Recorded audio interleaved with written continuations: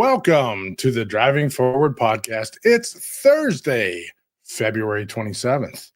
Whether you're joining us live or listening on one of our 18 platforms, including Wreaths Across America Radio, where we broadcast every Tuesday evening from 7 to 8 p.m. Central Time, we appreciate your support.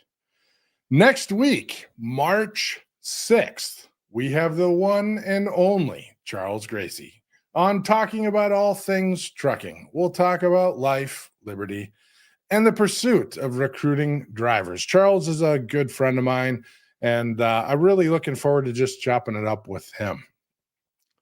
The following week, we'll be running a best of episode as I'll be on vacation and we have crews running all over to several conferences. It is definitely deep in conference season. We're just stacked up. So it's back to back.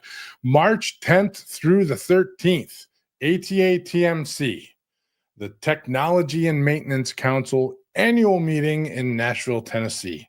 Our very own Susan Mayo and Zach Barnhouse will be there. If you're going to be around and want to reach out, feel free to reach out to us at sales@glcs.net.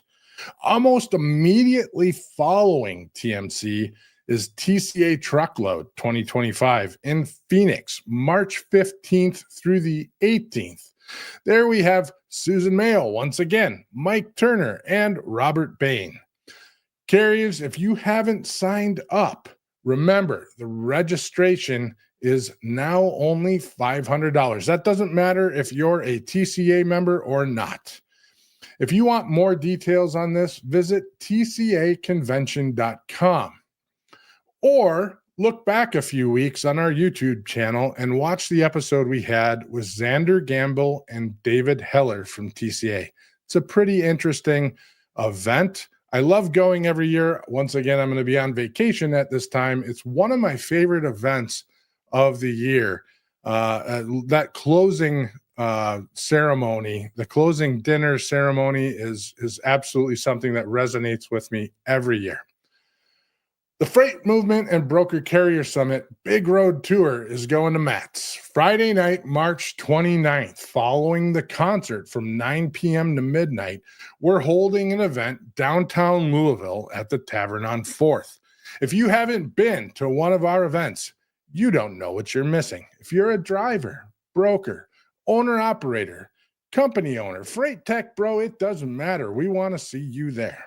We're still looking for some partners to help us out at the event. If you're interested, reach out to me on any social media channel. We'll put signups in the comments for this event, and we look forward to seeing you all there. Additionally, we're going to be at Matt's in force. You'll see us at the Freight Ninja booth. We'll probably be hanging around our friends at Truck Parking Club as well. But Freight Ninja will be doing some podcasting there, as well as our Logistics Lounge friends. Should be a fun event. We'll be at Broker Carrier Summit as well, March 28th through May 2nd in Indianapolis. And I'm just going to say, I'm the one that did this graphic really fast. We'll do a better one next week, but this is the extent of my fast graphic abilities. So this was not our marketing team. BrokerCarrierSummit.com. At the Broker Carrier Summit, we're on a mission to transform relationships between carriers and brokers. Say goodbye to distrust and hello to mutually beneficial partnerships. We believe the key to this transformation lies in fostering open communication, enhancing education and meaningful connections. For a discounted ticket, use the code FREIGHTMVMT, FR8MVMT. Now, let me ask you something. What does it really mean to build a business with integrity? You hear me talk about integrity all the time if you follow me on LinkedIn. We hear that word all the time, but in an industry as fast moving and cutthroat as logistics, who's actually living it? Today, we have someone who doesn't just talk the talk. She built a business around it. Melanie Patterson is the founder and managing director of Integrity Global Logistics. And if you know her, you know she plays the game differently.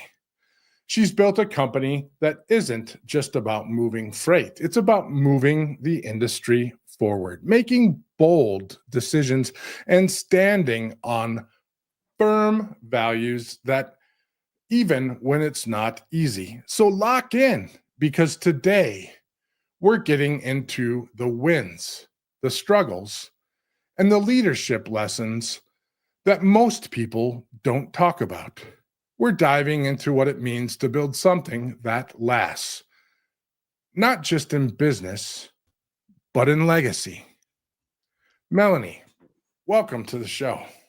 Wow, wow, wow. What an intro. Thank you. Thank you so much, Nate, for that intro. Thank you so much again for having me on your platform. Good to Well, see it's you. great having you on the show. It's a long time overdue. I would say so too. I would say so too. Uh, so, Melanie, let's start off with this. A lot of people build businesses to make money. You've built yours to create impact and to break barriers, and kind of to redefine what success looks like in logistics. Was there a moment in your life, a defining moment where you knew you were meant for something more than just a paycheck or bigger than just a paycheck? Yeah, that's a great question, Nate. So oftentimes I'm approached about Integrity Global Logistics and Team Integrity Knowledge Center, but very few people know don't that I was a former 9 to 5er, so to speak. And so I have a master's degree in medicine, and I practice as a nurse practitioner. I was an ER nurse for about 7 years. Did that with passion and grace. And there was a moment, after having the kiddos and achieving the degrees and all of those things. I was missing Christmas morning. I was missing Thanksgiving. I was leaving out the house to go to work when it was dark. I was coming home from work when it was dark. I would hop in the car and I would say, wow, I didn't even have a bathroom break today, right? I was trauma, and I always loved to work in those communities that needed me the most. And so one day I went to work and I was like, what if I placed the bet on myself? What if I just simply placed the bet on myself and jumped into entrepreneurship full time? And I did that. And to be honest with you, I had no clue that COVID was going to hit. But I left my nursing career, not a job, my career as a nurse, April 15th, and COVID hit the very following week.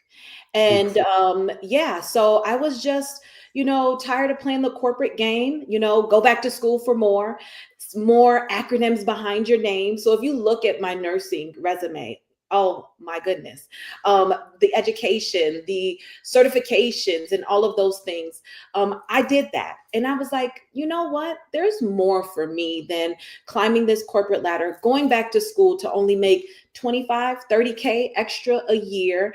And I noticed when I was in the ER room, I used my gift, to just talk to other people who may come from a jagged background like myself. I graduated from an alternative school, transparently speaking. And so that's when I said, there's more for me. There's more for me. And I slid those chips across the table and I put the bet on me. No, I love that. I always say if there's anyone and I say this to my financial advisor all the time too. When it comes to investments, there's some investments I put elsewhere, but primarily I invest in our businesses. So and that's because I like to bet on me. I typically find ways to win. So and I bet on the people that There you go. we develop. So that's a big statement. Always bet on yourself because especially if you have a drive and you are going to run out and make things happen. Who better to bet on? Yeah. Yeah. And let's tap into a little bit of what you said as we started the conversation is um, not here to build a business for profit. Well, we know that businesses need to sustain, right, for a profit, because then we would be considered non-for-profit, and I Right. am a for-profit business, right? But it's so important to also understand that when you do place the bet on yourself, you may have to pay yourself last, and those type of things that come with placing the bet on yourself. And I was down. I was ready to take that risk overall, and I'm really glad that I did. I'm glad that you circled back on that. That's something I tell almost every business owner, and it's something that I've started a lot of businesses now. And the first thing that you have to do is find that mission, that mountain to climb.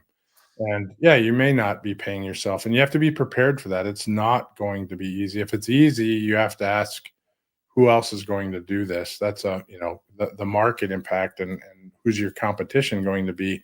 Once you determine that you're going to be successful, if it was easy to do, you're going to have a whole bunch of people mimic you very quickly.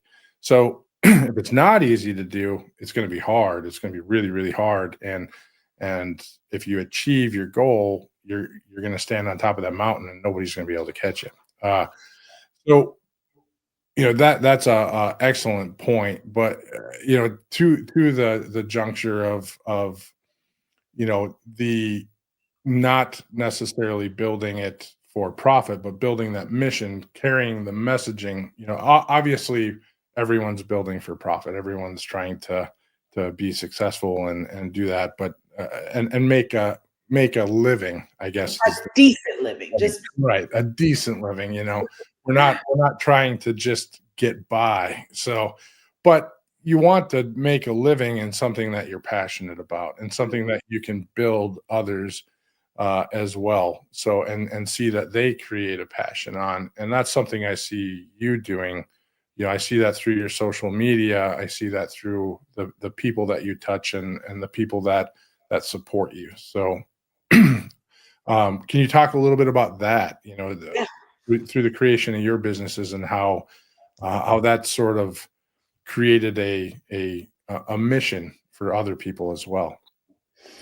Um, yeah, I had to really honestly, something that I told myself was, to thy own self be true, right? To thy own self be true. What do you want this to look like? All right, you're leaving a career, not a job, a steady paycheck, medical benefits, and all the things that come with that. And so if you're going to leave that behind, really, how serious are you, and what is this thing going to look like? And so I pen to paper, and I envisioned it, and I quickly realized that I'm only as strong as my team. Hence, team integrity, right? You are only as strong as your team. So not only did I have to believe in myself, but I had to also get a team to believe in my dream. And so that's a whole nother mission in itself, right? And so really I had to step up, and I had to lead with integrity. And it worked out. It worked out for me. I knew that I wanted to build something that was great. I wanted to build something that impacted many, because that's what I felt my purpose was, and that was what was inside of me. And so I laid down the foundation, making sure to leave room for all of those to come on board and to add their special value where they needed to be. And we just kind of rolled with that. No, that's beautiful. And that was thought before you even started. That was the plan, or is that something that evolved after you started? I would say, all right, cool. So, transparently speaking, so I owned a few businesses as well when I worked as a nurse. And one of the businesses that taught me the greatest lesson about culture, all right, and teamwork was a grooming salon. So, I owned this amazing grooming salon, and it was a team of barbers and beauticians, right? And estheticians, cosmetology. And they taught me the importance of building a culture and having a place to want to come to work to every day. And then they also taught me um, the importance of having a strong foundation and a strong team, because as we know, as solopreneurs, we're wearing all of the hats, and Right. that will burn you out quickly. And so I knew that I needed to delegate, and I needed to take off these hats and passed them over to team members who were ready and willing for that responsibility. And that barbershop and that salon taught me that. And so I took that along with my nursing career in ER, right? So ER as well. We don't care what your salary is. We don't care about your race and your ethnicity. Get in here and let's save your life, right? And that took what? A team, doctors, nurses, respiratory, CNAs, all hands on deck, right? We get a gunshot, all hands on deck. And so I think that I was kind of birthed in that environment to know if I was going to create something excellent and great. Once again, I'm only as strong as my team. And so when we started out with our asset-based side, trucking company, to Integrity Transit, I knew that first and foremost, I wasn't going to go get a CDLs, right? That's not my strong point. That's not the added value that I was going to have to the company. So I knew that I needed a team member, right, who was going to bring that added value, who was going to be able to manage the fleet and handle the logistics and handle the onboarding of the drivers, the continued education of the drivers, and checking those mirrors and bumping those docks and pre-trips and, tapping those tires and all of those things. And so I started to build those building blocks and putting those pieces together to lay down that solid foundation. So then we can build, grow, and scale from there. Does that make sense? Absolutely makes sense. So, and it all does stem, we're very similar in that, in the foundation of integrity. And then we're very similar in the evolution of how we came to that foundation. So you don't start there. No, I don't think virtually anyone starts there. You have to learn to start there. So it's, in my opinion, I mean, maybe there's some people out there that learn or that start there, but mine was certainly an evolution through my career in transportation, and just simply that you need to lead with that integrity and tenacity, in my opinion. So, but in regards to integrity, be tenacious about it. So, and your team will follow, and because you're wearing it as a badge on your shoulder, no one on your team really shies away from it anymore. So, and you don't have to worry about it. It becomes the culture of your organization, through and through, and it just is a difference from 20. I look back 20 some odd years ago, and that was not necessarily how some businesses were run back then. And communication flows differently now too. You don't have this hyper communication that we have today, where when something bad happens, everyone on the planet knows it. 20 years ago, we didn't have that. So you could have a turbo blow on a truck and not have that impact every customer that you work with. Yeah, so I digress. But I get it. So I appreciate that and that evolution. Thanks for being transparent on that story. Let's talk a little bit about, so that's the foundation of the team. Anything else on kind of how you build your teams? I wrote down some notes, and team and integrity being. I mean, I had some thoughts about all the questions I was going to ask you, and we've been picking them all off as we go along, asking those questions. So that's great. We're hitting everything I wanted to talk about. So as far as team foundation, but anything team foundation wise that you think we need to dig into here?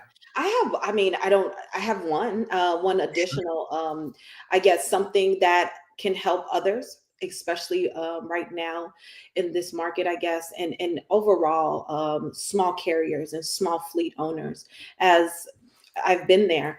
And one thing also that I identified was that to build that culture and to set the tone for every other driver that was to come and onboard, I needed that one person to be the example, right? And then also being fairly green to transportation, maybe not business, but transportation, yes. I needed someone who also had that skill set. And so what was I going to be willing to compromise? Okay. So I was going to compromise pay. Starting out as a new small carrier, you're counting every penny, right? And we know that if those wheels are not turning, they still cost. Even for it to be parked at the truck stop, it's costing us. Right. And so I said, you know what? Looking at the numbers and looking at the overall picture, I'm willing to go ahead and get a highly seasoned driver to lead every other driver that came after. And so I found me a Bobby. Hey, Bobby, if you're watching, he's retired now. We had to retire him, but I found the Bobby.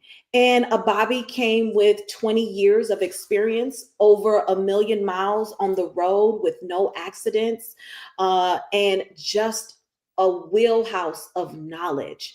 And that was a game changer for me. Why? Because that prevented those in the middle of the night phone calls to me as a fleet owner, because they knew that I didn't have the answers. But guess who did? Bobby. Hey, Bobby, yo, I just bumped this dock and I need help with this. All right, cool. Sling it back, put the air hole, done, troubleshoot it. That saved us so many, headaches and those unnecessary calls and those unnecessary roadside assistance visits that, I mean, I still to this day, I'm just so grateful for Bobby. And I would advise for everyone to have a Bobby. I know that a lot of these drivers, there's a ton of new drivers out there. There's a ton of drivers who want to be home every night, but there are still a few of those Bobbies who he lived and breathed in the truck, a true truck driver, a true OTR, a true team player. He just got it. He got it. And so Bobby was with us for years, and he built the culture, and he showed every other driver that came behind him the ropes here at Team Integrity in this empire. This is how we roll here. And that was just pivotal to our growth and our success. And I'll forever be grateful for Bobby. Bobbies are important, whether they're in a truck or your first dispatcher. The starting of a trucking company, that 0 or 5 to 20 trucks, is one of the most difficult times. So Yes. for an owner, Yes. because of that it's not the 8 to 5 that's hard. It's the 5 to 8 that's hard. And especially for the over the road fleets. So, it's what happens after hours and how many things, when I started one of my trucking companies, I went out and I bought 8 trucks. So that I started with 8 trucks. And but the time I hit 12, I had a dispatcher, but it was very quickly difficult to handle. And by the end of the first year, I think we were at 20 plus. And it was a monster. And I had just come off of a fleet where I had many, many, many more trucks than this. And I thought I knew everything about this, but I did not fully understand. So, yeah, so I thought I understood the compliance. I understood the sales for the most part. I probably didn't understand what it was like to sell 20 trucks versus what it was sell to 1,000. That's a different pitch. But I didn't understand the workload, and I didn't understand the differences between those two things. I had people I could delegate to. I was where the buck stopped with 20 trucks. That was how it all happened, and the calls did not stop. It was 24/7, 365, and that was monstrous. I for all the people who are running that number of trucks and have figured out how to make that work, that is an impressive truck count to run and run efficiently. So either you have a lot of Bobbies and they all know what they're doing, and that takes a while to figure out, or you've figured out the game in a way that makes it really efficient. So yeah, or you are a Melanie and you don't want any more assets, and you have Integrity Global Logistics, and the government is one of our customers. And that's the next. That's a perfect segue into what I had queued up next, which is let's get into that. Let's talk a little bit about the contracts that you speak about online about, or sales in general. So Okay. let's go into that. Business owners struggle to navigate landing contracts and leveraging them for long-term growth. So why don't you kind of take it from there? I know you're going to be better taking it from there. So All right. what's the best way to start? Let's do it. Let's do it. So I would say the best way to start, number one, is to have a compliant business. Let's really start there. And so I'm talking to my transportation audience. We run under the regulation of FMCSA, which is highly, highly regulated. So when you come over to government contracting, extend that over into government contracting because they are highly, highly regulated as well, right? And so we want to make sure that we have a functional but compliant business and making sure that our back office is operating. Let's just start there. The second thing is let's figure out, what do we want to sell to the government? Now we're knocking at the door of the world's largest customer. So most of us here are simply thinking about ground transportation, a semi truck running up and down the road, right?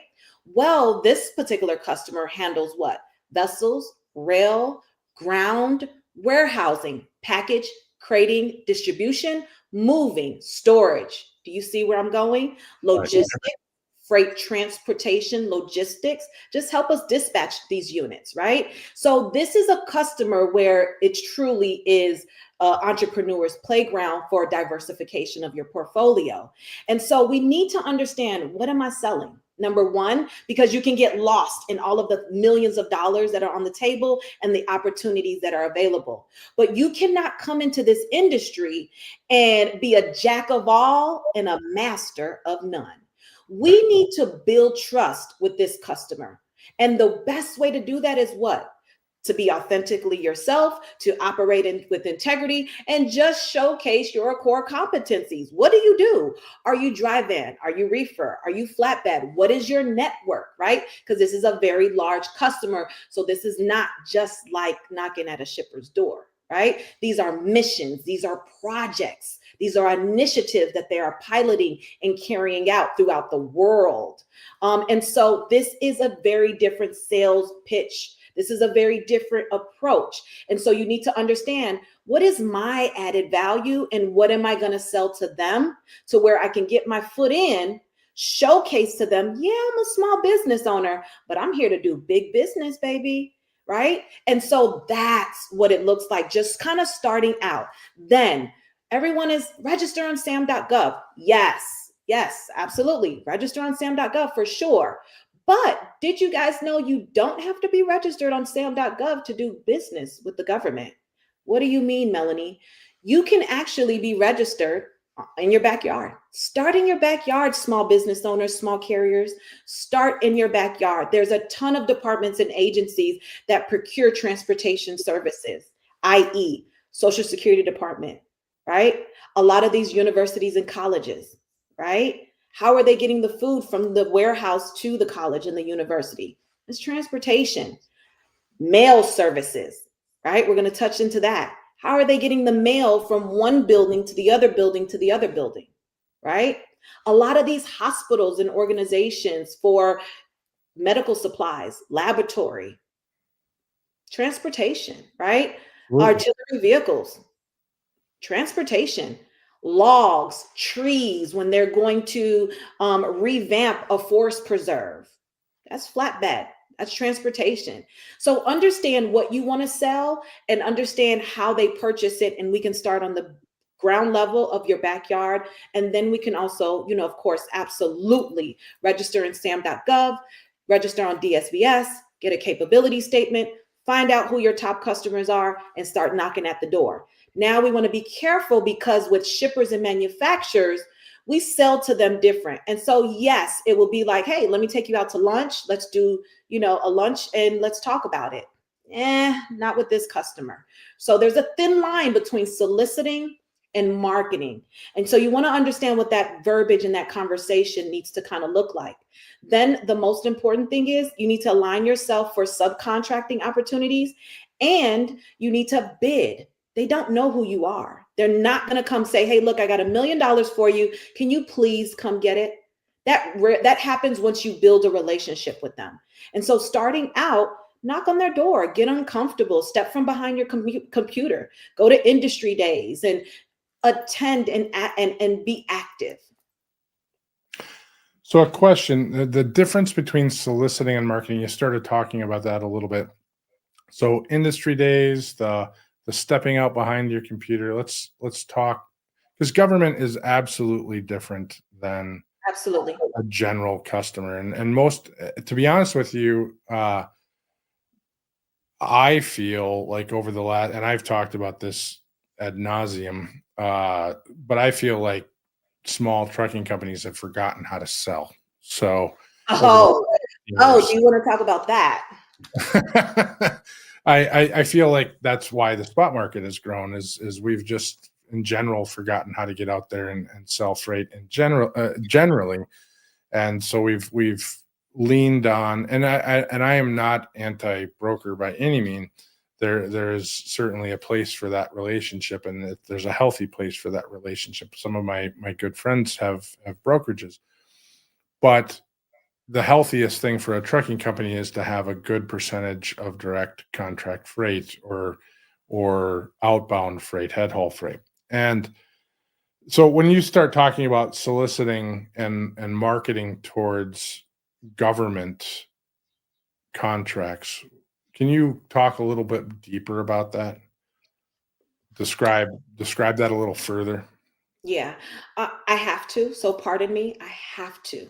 All right. So let's talk about it. Small carriers, you guys are comfortable, and let me preface this by saying, I have just like you. I'm for both carriers and brokers. I have a carrier side. I have a broker's. I'm for both. Okay. There's a place for both, like you just said. But ultimately, the purpose of being in business is to do business. And the way that you do business is via contracts, right? We are comfortable with the day to day of going to these various different load boards and scraping the market to just catch freight for that day or two. That's not how you're going to sustain. And I quickly figured that out, right? I was on the load board, and that's where you should start, but that's not where you're going to build, grow, and scale, guys. I'm going to say that again. The load board is where you start or you get that back haul freight. But that is not where you're going to build, grow, and scale. It just won't happen. Look at the data. Contracted freight will beat out the spot market every time. And so let's talk about selling your services. Yes, you have to get uncomfortable.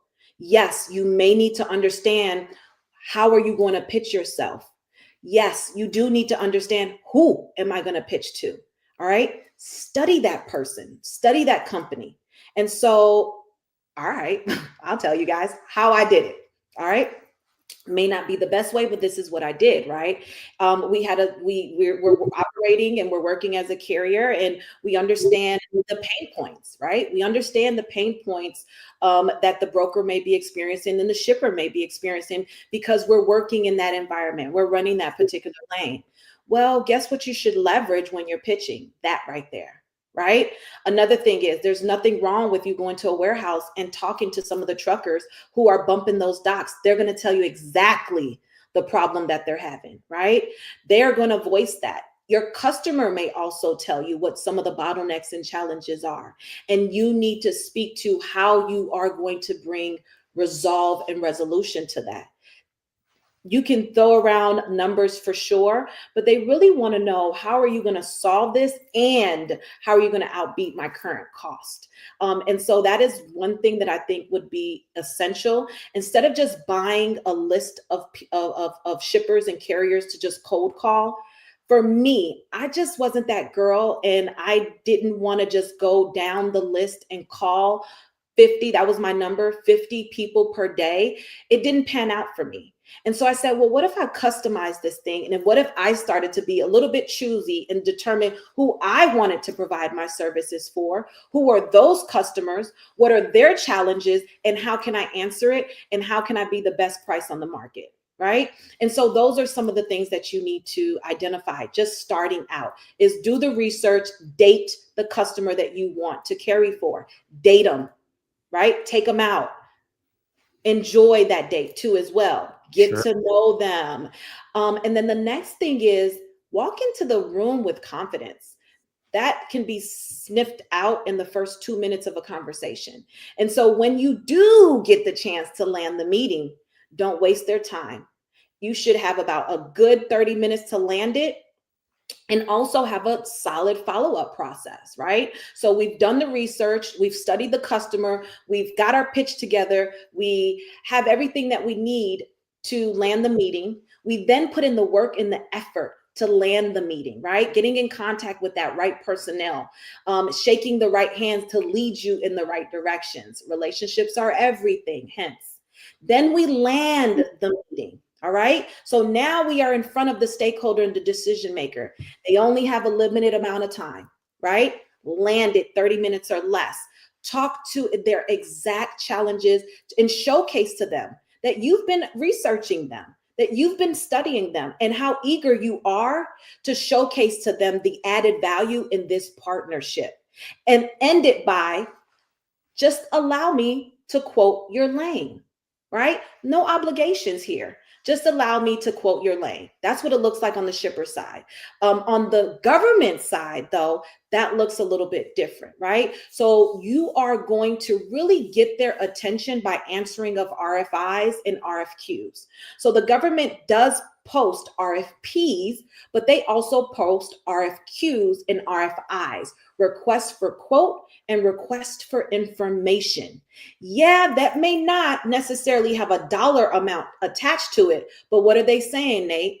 We got a problem and we need someone to fix it. Who the hell can fix this for us now, right? And so happened to be, you're the only one who answered. So who's their customer?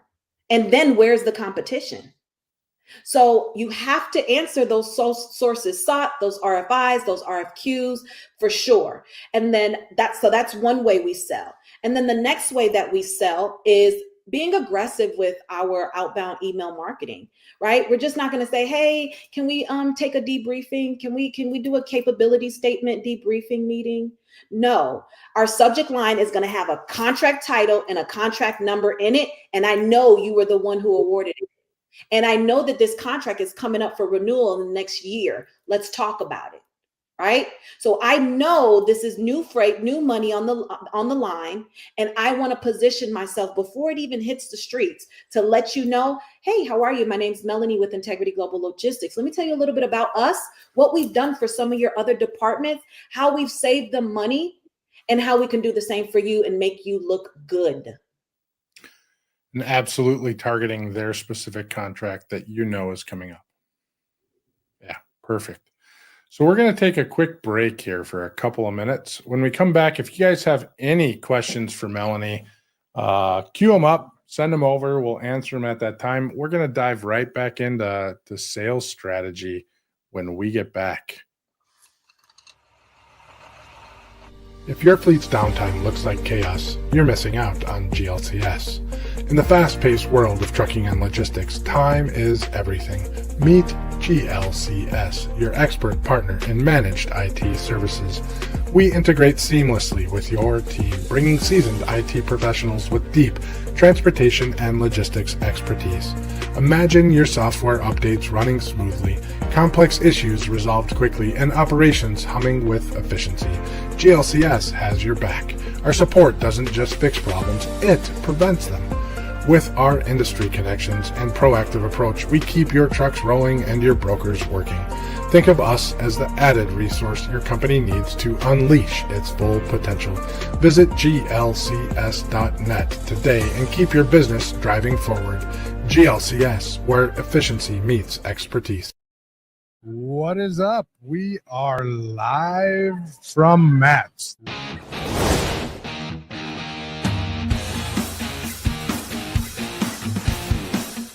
It's just a great experience to celebrate trucking and celebrate the industry and get out and just kind of get pumped up for the busy season.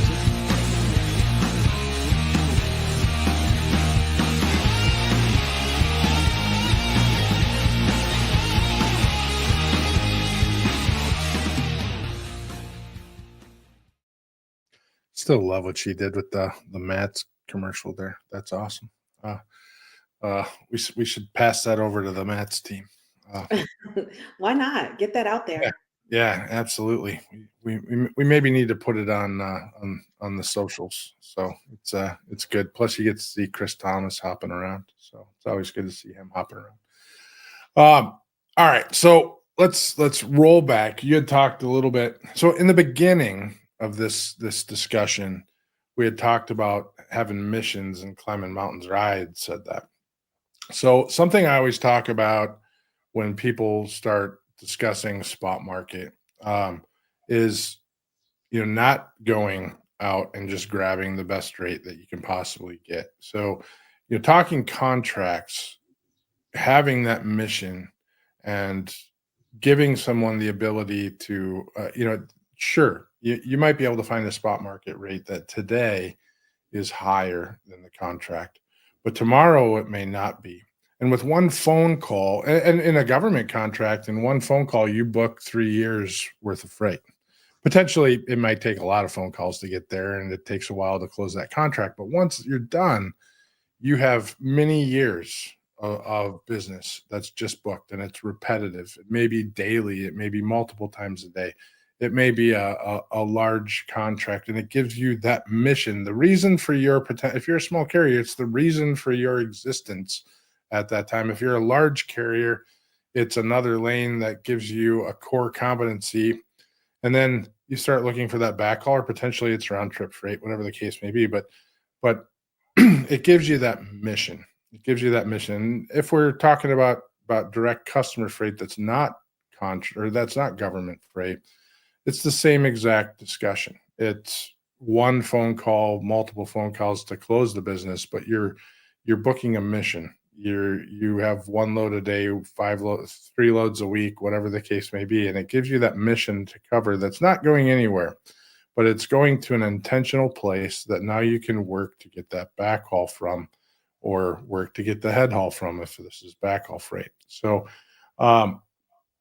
I think that's the study that everyone out there needs to take away, and that's something that you can be so much more profitable on as a carrier today if you take that tactic of finding that mission. What do you do? I'm going to be in Chicago and I'm going to go to Omaha every day, and I need to get freight back out of Omaha, but I'm going to do this every day, and I know I'm going to need to get this backhaul repetitively over and over, and maybe I can find customer freight eventually, but I've got one leg of it covered. And that is how the sales strategy, from my point of view, evolves from a small carrier to a mid-sized carrier on up, and you build your lanes out accordingly. What's your thought on that, Melanie?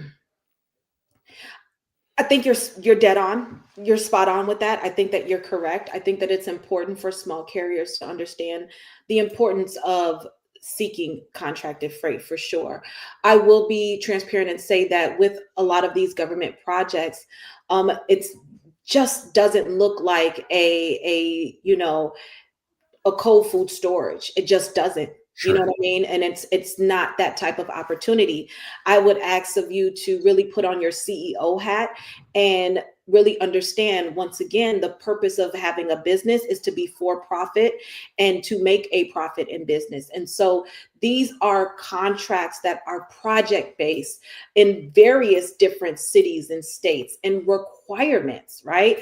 Some may require something that you don't do, right? Because it's the government, it's a large project. So a component of it is warehousing, and the other component of it is the transportation of the goods. Sure.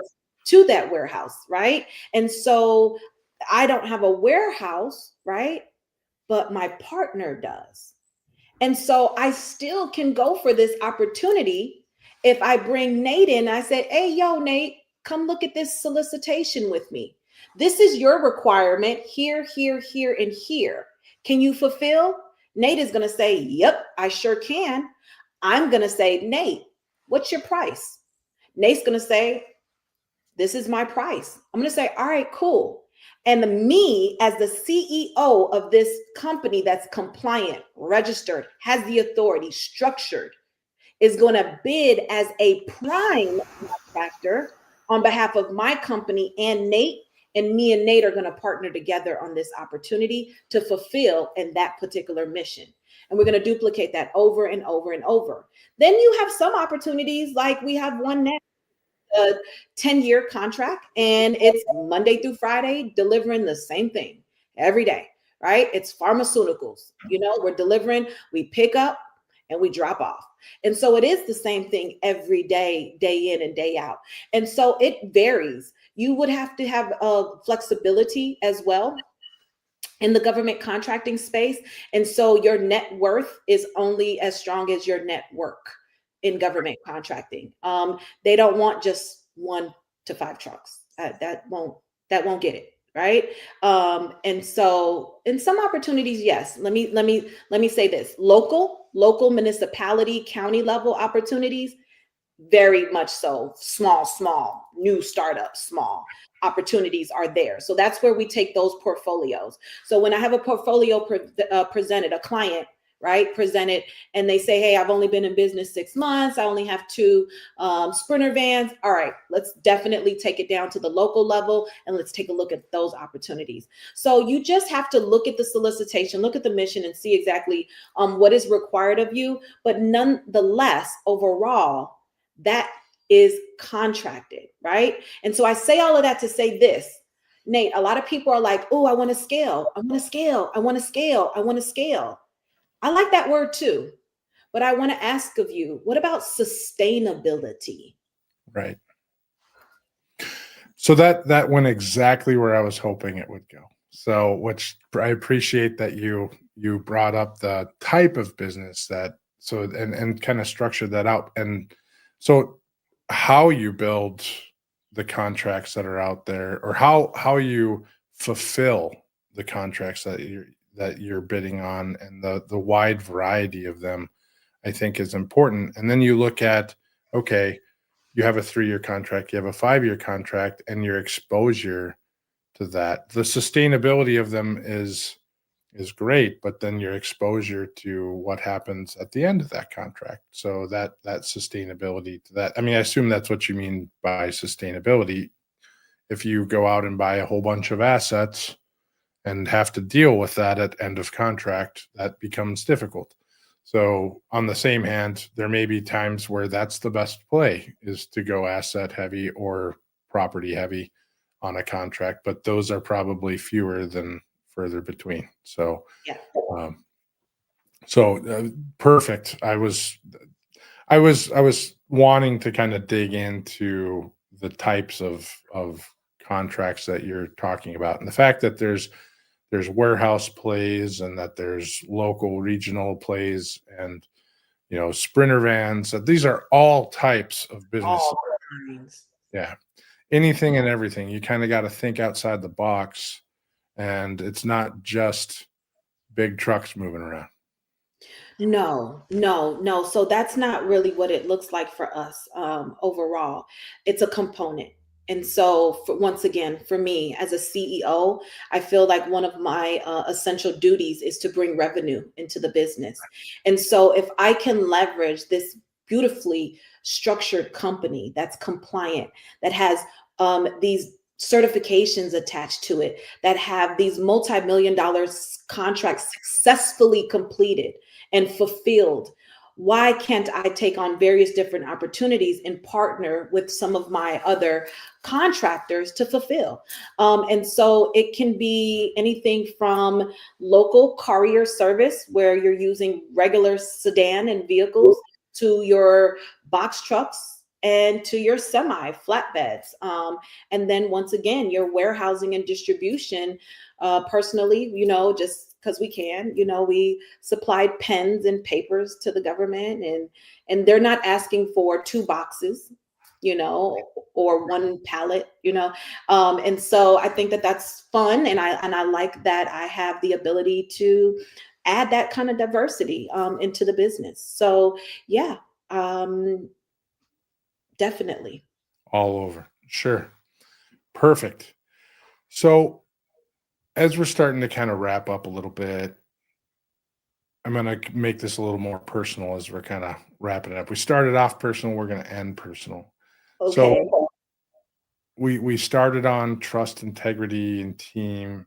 We're going to kind of roll out that way. So, in an industry where trust is everything, what's been your biggest ethical dilemma that you've faced, and how have you navigated that? Mm, I know you said you didn't want to be asked individual questions like this, but no, honestly, no. What I said is I don't like to study questions. I don't like to script. sure. Okay. I don't like anything organic. Shoot away. So I'm processing your question and I'm making sure that I answer it in the most professional manner while I'm on this beautiful podcast here. So I would say that uh, just one ethical issue that I just would like to highlight quickly is when we were, so I want to say this as well. So we're new to making noise within government contracting, right? This is a lot of good old boys club. They've been around for 20 years. They're passing it down from, to grandsons and things of that nature. And so we're fairly new. And so when we are making the type of noise that we're making, because I've studied it, I've laid down the blueprint and I've figured it out. That doesn't sit well with a lot of people who are large business owners. We are bidding against contracts against TQL and things of that nature. And so some of those larger companies are like, who is this new kid on the block, right? And we were awarded a fairly large 8-figure contract, and that didn't sit well with the market. And so we were protested. And that was very interesting to me to see the reasons behind the protest. And ultimately, overall, not to get into too many details, we won the protest. And so I think the best thing is to always operate with integrity, maintain compliance in your business, stay ready for an audit. Don't get ready for an audit, stay ready for an audit. In government contracting, be prepared for a protest. You're taking millions of dollars out of these large organizations, and that's a strategy that some of these companies are not talking about. And just anticipate that, really. And lastly, just lead with knowledge more than anything. I think that is what I want to say about that whole issue there. Oh, appreciate it. Great answer. So, final question, then we'll go to how to get a hold of you. And I already prompted you with this one a little bit. So, imagine it's 50 years from now, and everything you've built, everything in life that you've impacted, every barrier you've ever broken, it's all part of your legacy, but you get only one final message and one last piece of wisdom to leave behind for the world. What do you say? You ready? I'm ready. You sure? I'm sure. So for your final parting piece of wisdom for the world. There you go. You got it right on the desk. Perfect. So Never give up. Never give up. It's just that simple. I know it sounds kind of cliche, but it is true. Being a girl from a little bit of a jagged background, the black sheep, and here I am. If I would have gave up, I would have not been here in front of you. As we approach these protests and these challenges, don't give up.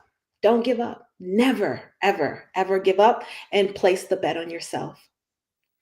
that's perfect. I am 100% in alignment with you, and I probably would have answered that the same way.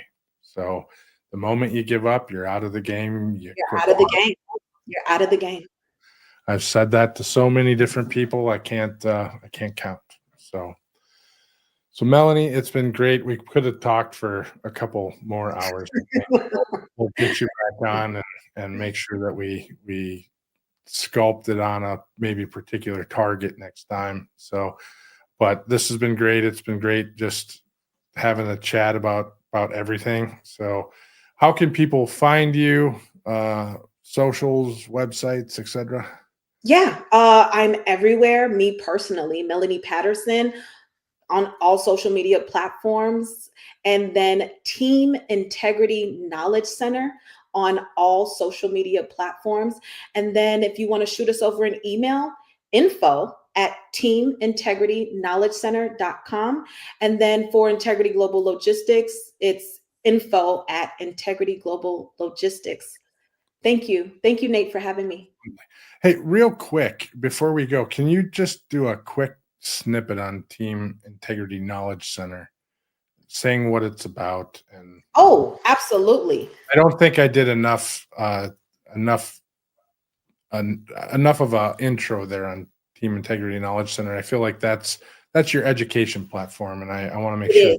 we It talk is. a little bit. Absolutely. So, Team Integrity Knowledge Center is a premium consulting firm where we help small to medium sized businesses build, grow, and scale by onboarding the government as one of their top customers. Perfect. Awesome. Well, thank you for coming on. You're welcome to hang around if you want to chat a little bit afterwards. Otherwise, I will catch up with you soon. I will definitely see you at Broker Carrier Summit. If you end up popping into Matt's, let me know, and we'll get you on something there too. So, but Awesome. it's been Awesome. an absolute pleasure. Thank you very much. Absolute pleasure. Thank you so much. I look forward to coming back, and I will see you around. Perfect. Thank you. All right. That was wonderful. If this conversation didn't challenge the way you think, you weren't really listening. We just unpacked some of the biggest truths about building something real, breaking through barriers, and defining success on your own terms. Because here's the reality: most people don't, or most people play it safe. Most people follow a script. Most people settle for what's given instead of creating what's possible. But the ones who change the game, they bet on themselves. They push forward when the odds say stop. They refuse to let circumstances, industry norms, or other people's expectations dictate their path. So here's the question that matters. Are you waiting for permission, or are you making your own lane? Success isn't about titles. It's not about luck.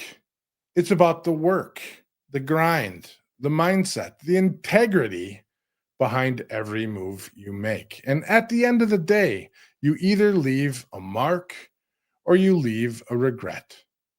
So what's it going to be? That's the takeaway. That's the challenge. That's the energy we're leaving this episode with. To everyone listening, keep pushing, keep building, and keep moving forward, because the world doesn't stop for anyone, and neither should you. Stay curious, stay informed, and keep pushing the boundaries of what's possible. Until next time, drive forward with purpose and innovation. Thanks for watching.